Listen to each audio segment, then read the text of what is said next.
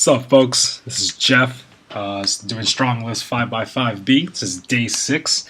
This concludes the second week in the 12-week program that I'm running. The date in this video is 3/20. It's Friday morning. I'm doing this right before work. I've got an open floor. Barely anybody at the gym at this time. So one thing I really got to do now that I know when the schedules are with an open gym and not so open gym is experimenting with camera angles. I've got a Gorilla Pod that's got flexible arms and it's got magnets at the bottom of the legs of the tripod. So I'm gonna start messing with the angles and getting better angles besides just doing behind me and on the side, because I really want to get a good form check video set up. And a lot of the reasons why I want to get a better form check is I'll be addressing it later in this video. As for now, I'm doing the warm up here. I did it with no weight, and now I've got 95 pounds in the bar. So let's get on to the topic. What I want to address with doing a form check video is I was watching the footage from the last Wednesday, and showed some of my friends about it, and one of them told me that I've got what is called BuTTWiNK. I didn't know what the hell he was talking about. I thought he was messing with me, but yeah, he told me, I'm like, what is BuTTWiNK, right? And I was freaking out. I'm looking it up online. I'm looking up the term and what the solutions are to fix it. It's kind of funny too, because as I was starting the day, I was trying to figure out, okay, well then fine. Today's Monday right now as I'm recording this video. I'm going to fix this. I got to fix this week. This is what I'm going to focus on. And then one of the YouTubers that I follow just came out with a video on how to fix BuTTWiNK. It's kind of odd. It's kind of weird. It's super coincidence, but yeah. So what is BuTTWiNK? So BuTTWiNK is kind of when you get to a certain depth in your squat at the bottom, and then your hips or your pelvis kind of tuck directly underneath the body, which can in turn hyperextend your spine and potentially having your discs kind of touch or rub each other. That's bad, right? You should not. The whole goal when you do a squat is to keep a neutral spine, and you make sure you protect that, because the squat is such a complicated lift, and you're using your entire body. You got to make sure your spine is intact and in check. And I guess there's a lot of potential and danger with BuTTWiNK. So, what are the two cures to prevent or at least lessen the extremity of BuTTWiNK? Right, stretching really helps, because BuTTWiNK is a result of poor mobility in the hamstrings, and also just to squat wider, right? Widen up your stance and point your toes outward more. I don't feel like I have bad mobility with my hams, but I will start stretching them out even more. I actually just finished Monday's workout tonight, and I did experiment a little bit with having a wider stance. Now I'll be watching the footage after I finish recording this audio, but yeah, we'll see. That'll be the main focus for the third week of my StrongLifts 5x5 program.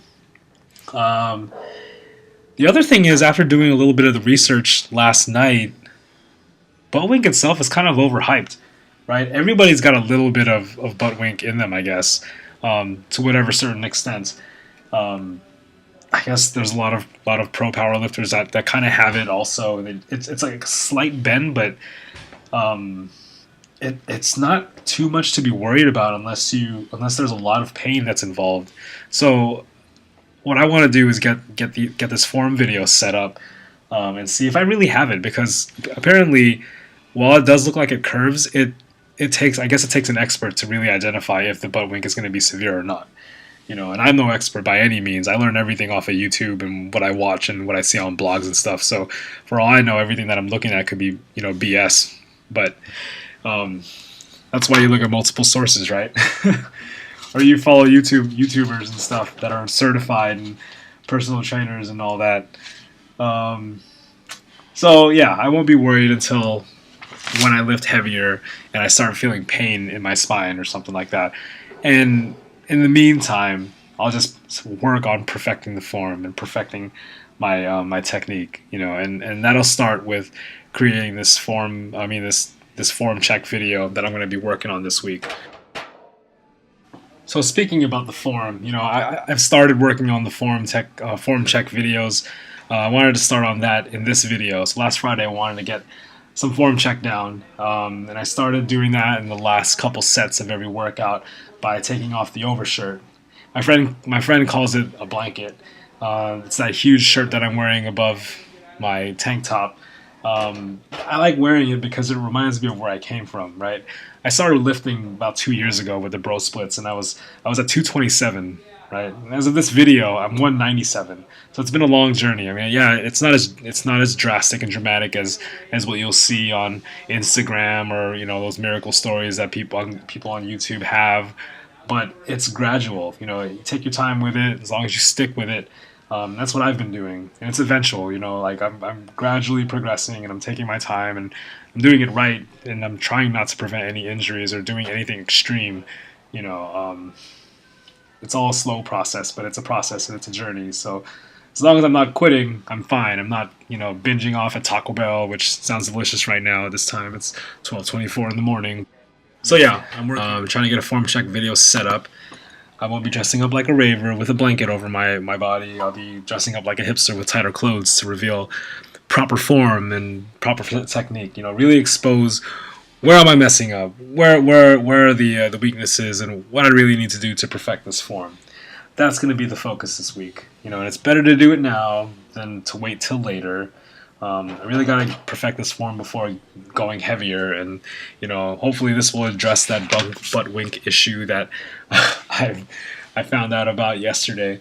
And that's what I like about recording every workout that I'm doing. The best advantage of it is it exposes my flaws. I see them. Like when I was doing bench, I was doing really bad, right? I didn't have good form. Every time the bar went down and it got a little bit heavy, I'd do that weird foot dance that everybody does on the bench. Overhead press, I never kept my hips straight. I never kept them forward, which then led to a weak core and just kind of pushing it up and doing a dance also side to side when you're pushing up that bar. With rows, I wasn't keeping a straight back. My back was kind of curved, and I didn't know what the bar path was. So all I've been mainly doing this entire time when I was going through the bro splits was working on the squats and the deadlifts. And while I'm pretty good at that, it's far from being perfect, right? And they are very complicated lifts. They're the biggest ones that incorporate all the muscles. So I've really got to focus on getting those down, and that's what I like about recording all this stuff. It exposes all that. Moving on to the last exercise, which is the 5 sets of the 1 set of deadlifts that I do. I'm still doing 5 sets. I know. Eventually, I'll go to 1 set, but until I get super tired afterwards, then I'll go to 1 set of deadlifts.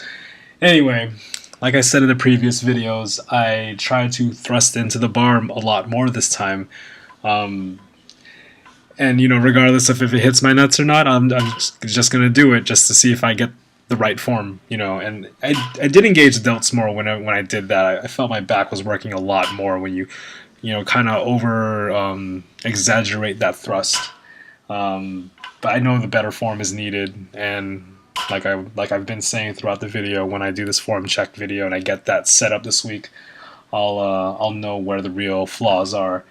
I'm not doing a mixed grip. I know Mehdi said that to try to hold on to doing a overhand grip as long as possible. I will not do that hook grip stuff. I really don't like how it crushes your thumbs.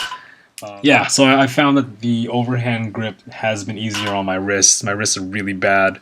I took the wrist wraps off here because it felt fine doing it. I tried it out on the 3rd set, and I felt no pain. So I'm going to try to just hold off on not using wrist wraps when doing overhand grip for these deadlifts for now. And that concludes day 6. Go ahead and subscribe, like, or comment up your feedback. Send me some plur vibes if you feel that. And I'll be seeing you in the next episode when I get back into rec mode. Yeah.